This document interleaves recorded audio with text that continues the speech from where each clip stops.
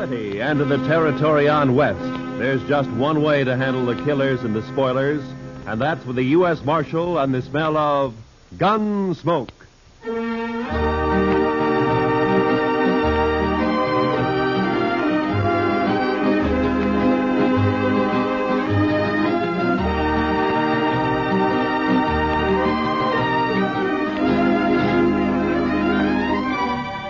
Gunsmoke, starring William Conrad. The story of the violence that moved west with young America. The story of a man who moved with it. Matt Dillon, United States Marshal.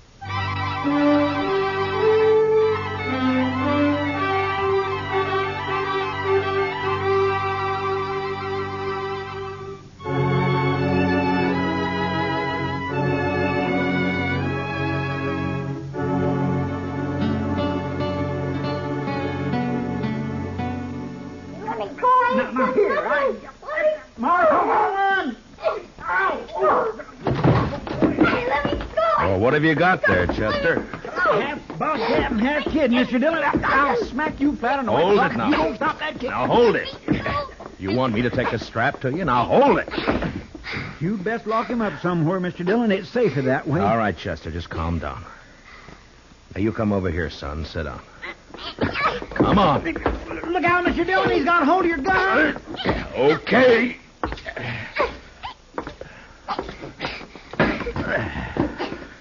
Now, you sit there. And don't you move an inch. You hear me? Not 1 inch. He is a mean little bug. Now, what's it all about, Chester? What's he done? I ain't done nothing. Now, you hush your mean little face. This here place is the law, and you're talking to the What's he marshal. done, Chester? I ain't done nothing. There, you I hear told that, you. Mr. Chester? Dillon? Yes, sir. Well, sir, I don't rightly know what he's done. That's what I told you. I ain't done nothing. Mr. Dillon, I was walking down to the office when I see this kid. I know most all the sprouts in town, but not him, so I says, hello, and he starts running. That's what he did? Yes, sir. And that's why you brought him in here? I sure did, Mr. Dillon. I figured if a kid runs away from me for doing nothing, then he's been up to something, so he must have done something. You know what I mean? No. Now, what's your name, son? I ain't done nothing. All right. Now, what's your name? I ain't saying. There, you see what I mean, Mr. Dillon? Just plain, ornery, mischievous. You little live boy. here in Dodge? I ain't saying. All right. Well, he's probably a runaway, Chester. I guess we'll have to lock him up until somebody comes looking for him, huh? Best thing in this whole wide world to do, Mr. Dillon. Just look at where he gnawed my thumb. Best thing to do. Come on, You ain't gonna lock me up? Have you got a better idea? We got to do something with you. Let me be on my way. Well, where do you live? About 4 miles out. Oh. Oh, sure. I know you. You're the Macklin kid. No, I ain't. I'm Danny Birch, but I ain't saying. There, I knew he wasn't town kid. I just knew that, Mr. Dillon. What did I tell you? Nothing. Now, if you'll just close up a minute, Chester, we can get this settled and Danny can go on his way. Now, you say you haven't done anything wrong, son? No. Your ma know you're in Dodge this morning? Guess so. All your chores done before you came? No. Well, maybe you better go on back then, huh? Your ma might be kind of worried. Guess so. You, got a horse? Yeah. Okay. So long. And take it easy. I can go now? Sure. Go ahead, Danny. You're Marshal Dillon, ain't you? Yeah, that's right. Well, I guess I come to Dodge to fetch you. My sister sent me. Oh? I wasn't going to, but I've got to now, because I promised Lily.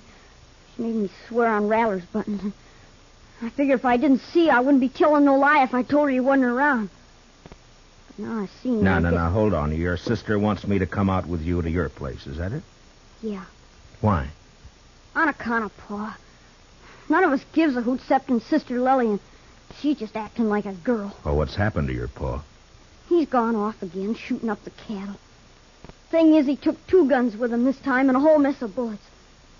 Lily's just scared. Your pa been drinking a little, maybe? I guess. Anyhow, he goes loco and stays that way for a long while. But it's like Dave and Donald say. He'll get over it. He always does. They're my brothers, Dave and Donald. They ain't worrying. Uh-huh. Hey, you want me to go out with you to help find him? Is that it? I don't want it. Lily does. And I had to swear on rattler buttons that I'd fetch you. Oh, yeah, sure. Well, it's good that you did. Chester, get your stuff, will you? We'll ride out with Danny.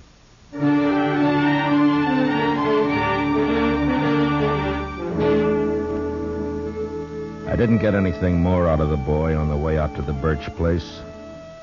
No one in town knew much about the family. They'd moved in about a year earlier, came up from the territories. The folks about said Birch and his brood kept pretty much to themselves. There'd never been any trouble with anybody. I looked at the boy riding his horse bareback. He was nice looking enough, but there was something the matter with his mouth. It was too hard.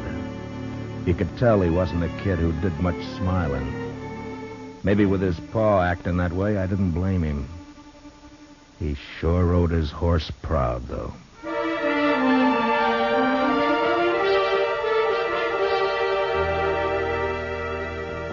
It was hot and dry, and by the time we were inside of the Birch place, the sun was burning down hard.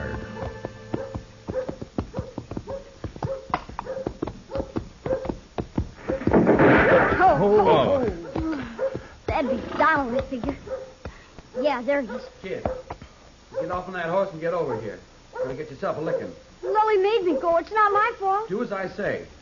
And you, mister. The name's Dillon. I'm the U.S. Marshal out of Dodge. Your brother asked me to come out and help. Don't need no help. Shut up, Ham.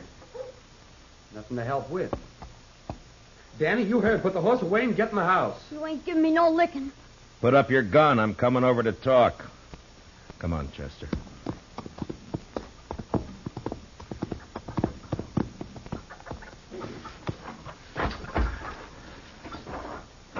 It's against the law to shoot a man in cold blood. You know that?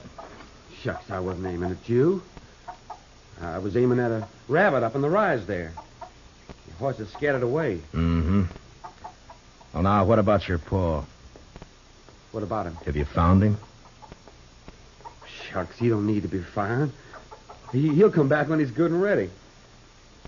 Pa's off hunting. That's not what your brother says. Where'd he go?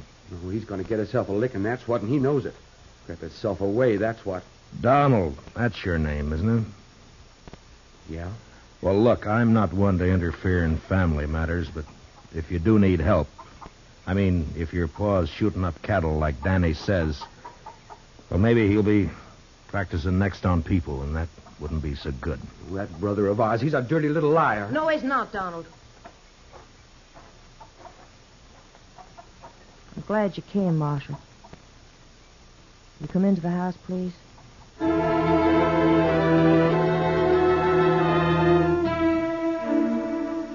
Chester and I followed the girl into the house. I knew it was the sister Lily. All the family I'd seen up to then had a great likeness to each other. Donald slouched in behind us and moved around the room nervous-like. It wasn't by rights a house. It was too big for a cabin. I had the feeling that they'd put up boards and studs where the fancy took them, and the place just grew another room like a lizard's new tail. I don't know what it was, but I got a funny feeling. It was too hot, and something was wrong. All wrong. And the girl Lily looked square at me with hard eyes.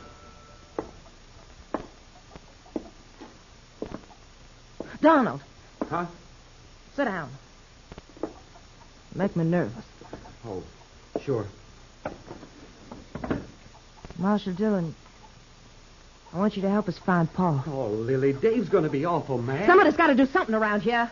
Did your paw take a horse? No. Well, where do you think he went, Miss Lily? I don't know. Maybe up to Horse Flat.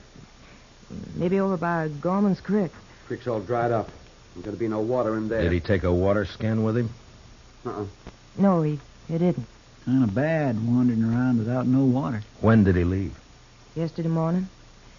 We heard a couple of shots along about noon. Dave found a calf laying dead over in the North Range. You can see it there through the window. Haven't had time to bring it in yet. Was he drunk? Well, sure. Drunk as you can get. Weren't you, Lily? I'm afeard for him, Marshal Dillon. Yeah, I understand. Well, it makes good sense you sent for me. Well, I'll try and find him and bring him back. Well, I ain't gonna do no such thing.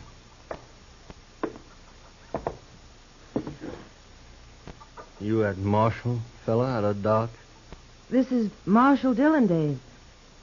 My brother, Dave Birch. How are you? I told you, Lily.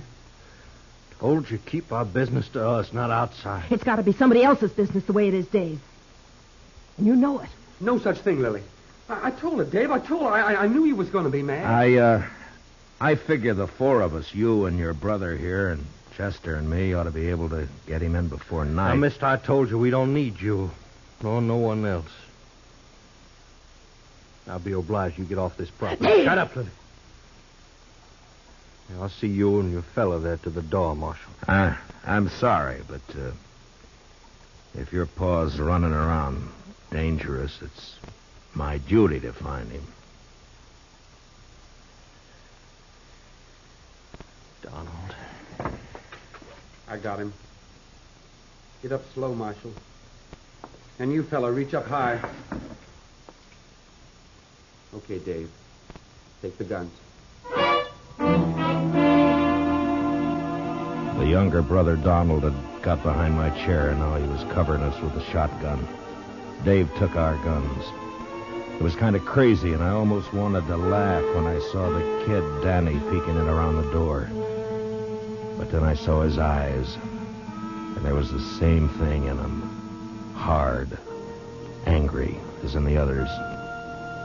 The girl started to say something. Then she shut up. Now get on your horses and ride back.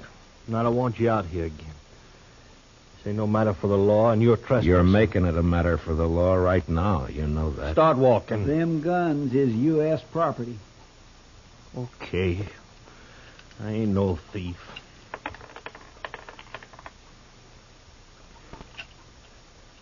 Here, bullets I'm keeping. Figure they're worth about 2 bits. Donald, give him 2 bits. Sure. Here. All right, now here's your guns. Now get out fast. If you come snooping back again, me and my brother's going to be shooting at you.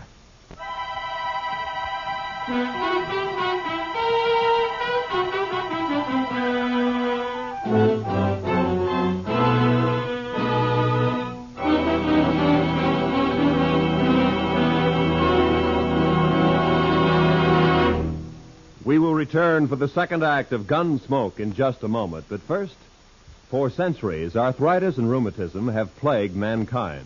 And it's only in the last few years that science has begun to find hopeful avenues to explore toward relief and cure. The Arthritis and Rheumatism Foundation, established in 1948, holds a yearly drive to obtain funds for yet more concentrated research. A contribution to this year's drive, sent simply Arthritis, in care of your local postmaster, will help this fine work to continue for the eventual benefit of everyone. And now for the second act of Gunsmoke.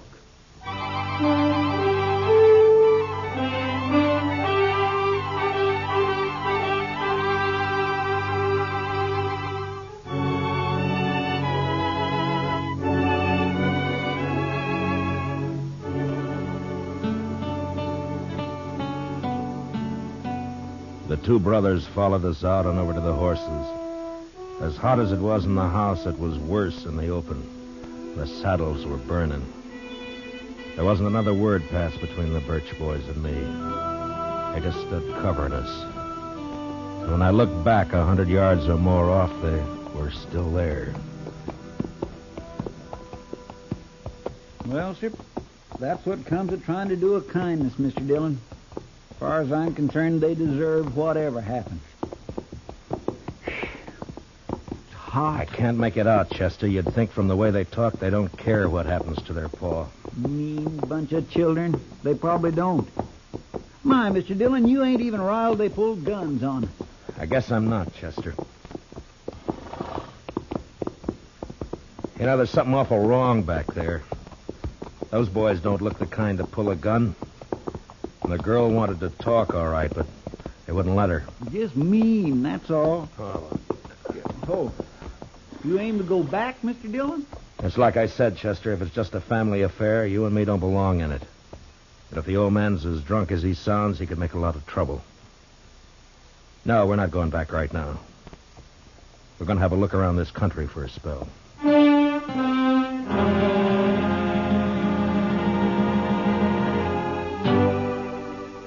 Chester and me covered a lot of ground that morning and into the afternoon. I had an idea that we might find Birch wherever we could find water. Without a horse, he couldn't get too far, and without water, he was going to get sick pretty quick. We rode over by Gorman's Creek and then up to Horse Flats, and there was nothing. Along about 2 in the afternoon, Chester spotted a carcass lying off the trail. It was a cow. She'd been shot 3 times in the head. Could have happened this morning or yesterday. Uh-huh. Hard to tell in this weather. Oh. Well, the ground's too dry to pick up a track. Might as well take a chance and go over to the hills. Yeah, might be water there. Boy, I could do with some right this very minute. Oh,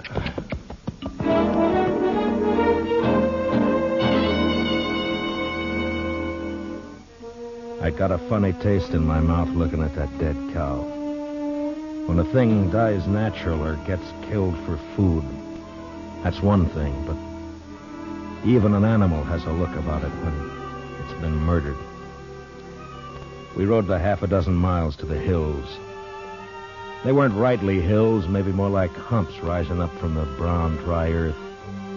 And we could get a good view across the plain. There was a patch or two of wild oats up there, long turned to rust, and foxtails. Maybe it was in our minds, but just those few feet higher made us seem closer to the sun and hotter.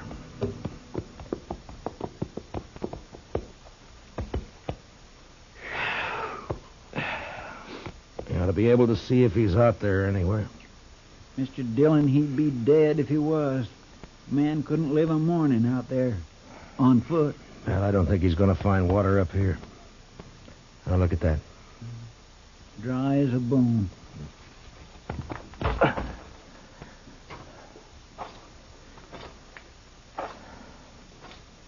You see something, Mr. Dillon? Yeah, tracks, I think.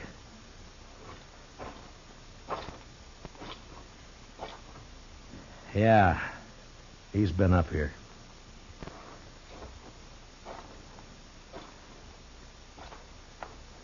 I went down again, though. Over there. He sure made a long way on foot. Must be more than 8 miles from his place. Yeah.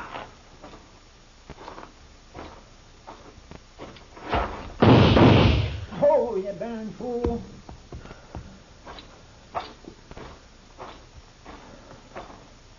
Rattler. Yeah, I saw. Blew his head clean off. I was afraid you was going to step on him. Well, we'll follow the tracks until they give out. Come on.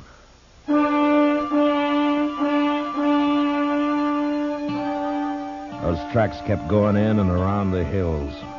In a couple of places we saw where they'd stopped by a dry water hole and went on. Then as the hill sloped down to the plain again, we lost them. But the direction seemed to be headed back to the Birch place. That's the way we rode. We hadn't gone more than 15 minutes along when we saw the body of a man and a horse some few feet away. They were both dead.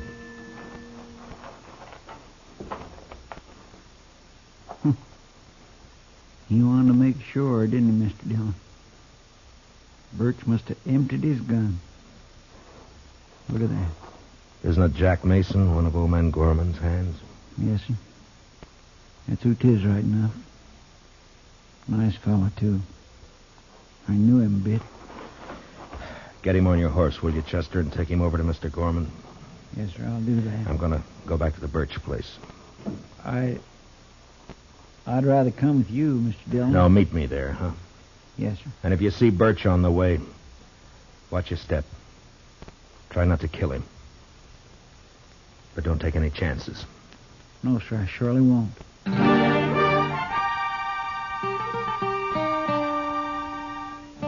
There was killing now, and I wasn't in the mood to talk gentle and kind with the sons and girl at the house. It was the boy Danny that saw me first. He was sitting on the doorstep. He ran inside. And a second later, I saw Dave come out with a shotgun. I didn't give him a chance to make up his mind. Dave! Dave! What did you shoot my brother for? What happened to Shut him? up, kid. Get inside. Ain't nothing. Your arm's... Get inside now, you hear me? I'm sorry, but I'm not arguing with you anymore. Where's your paw? I don't know. He killed a man back on the plane away. You're a liar. Told you get in the house, kid. Now get. I'm staying. He's a liar. Pa never killed nobody. Where's Donald and your sister? Outlook. Mr. Diddy. He killed some. Yeah. Jack Mason, one of Gorman's boys. Don't you say that. Don't you say Danny, it. get me some whiskey, will you? My arm pains. Yeah. Yeah, I will. But you ain't gonna tell no lies about my pa. You tell me quick, Dave. Where do you think he is? Donald heard a shot up Horse Flats when they'd gone up there. Well, he must have doubled back from the hills. Listen, you told the boy to ride into town and fetch the doc out here. He'll take care of that arm. Okay. When my deputy rides in, Chester Proudfoot, tell him where I've gone, will you? Sure. Marshal. Yeah. Marshal, you gonna kill our pa? I don't want to. Not if I can help it.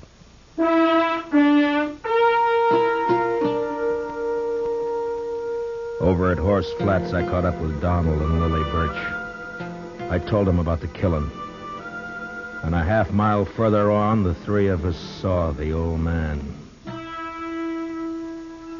He was crouched down on his haunches by a parched water hole, stripped naked.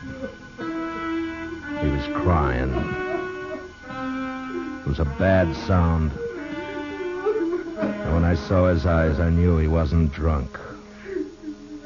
There was no sign of his guns or his clothes.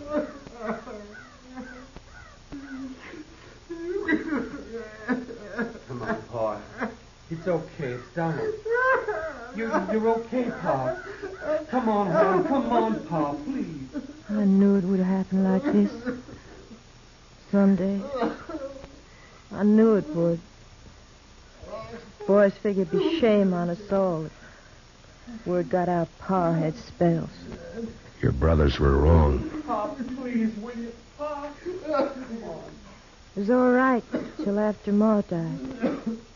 And he started to act this way. That's why we had to leave our last place. People found out. Try to keep him home, but it weren't no good. Give your old Pa a sup of water. Your Pa's thirsty now. Come on, Pa. Get up. We're going home. Funny. Pa never took a drink in his life. We always said he was drunk when he carried on like this. Oh, People could figure a man drunk. I'm sorry, Miss Lily, but I'm going to have to take him in. help me now. I got to. Well, they do, too. I don't know. But he's done murder. It's my job to take him in. They'll hang you. I don't know. Maybe not. I don't know. Son, where's your brother? He didn't ought to let you come out here alone. You're too young now. Where's your Ma? She ought to know better now. Miss Lily, come over here. Oh, no, son. Now, I want you to listen to me. It's not my business, but will you let me give you some advice? Miss Lily? Huh? Now, you sell this place. I'll see what I can do to help. And you and your brothers go somewhere else and start afresh. You can get a good price for your land. You do that. It's best.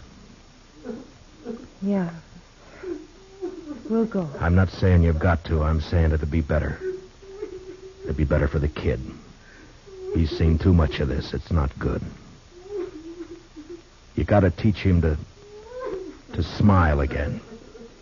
Act like a kid again. You understand? You understand? Sure. I understand. Okay. I'll be taking him along now. We'll stop off at your place with some clothes. All right.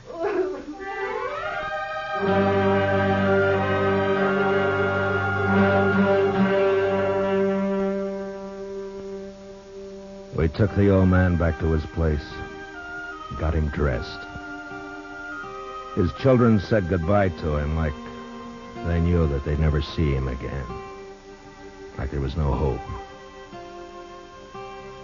Chester rode in, and the old man seemed real happy to go back with us to Dodge. He didn't know. He didn't care. On the way, we passed the Doc and Danny riding out to take care of Dave's arm. It's a funny thing, the old man didn't even see the kid. He was prattling to us about the Indian wars. The last I saw of Danny Birchie, he was looking back over his shoulder at his paw. And we heard him still crying a long way off.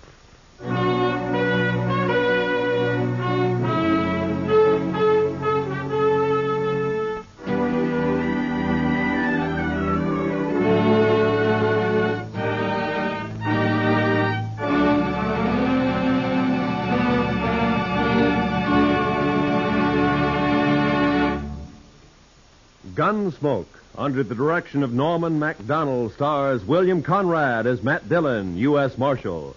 Tonight's story was specially written for Gunsmoke by Anthony Ellis, with music composed and conducted by Rex Corey. Featured in the cast were Richard Beals as Danny and Michael Ann Barrett as Lily, with Lee Millar, John Boehner, and Lawrence Dobkin. Parley Bear is Chester. Gunsmoke is heard by our troops overseas through the worldwide facilities of the Armed Forces Radio Service. Join us again next week as Matt Dillon, U.S. Marshal, fights to bring law and order out of the wild violence of the West in Gunsmoke.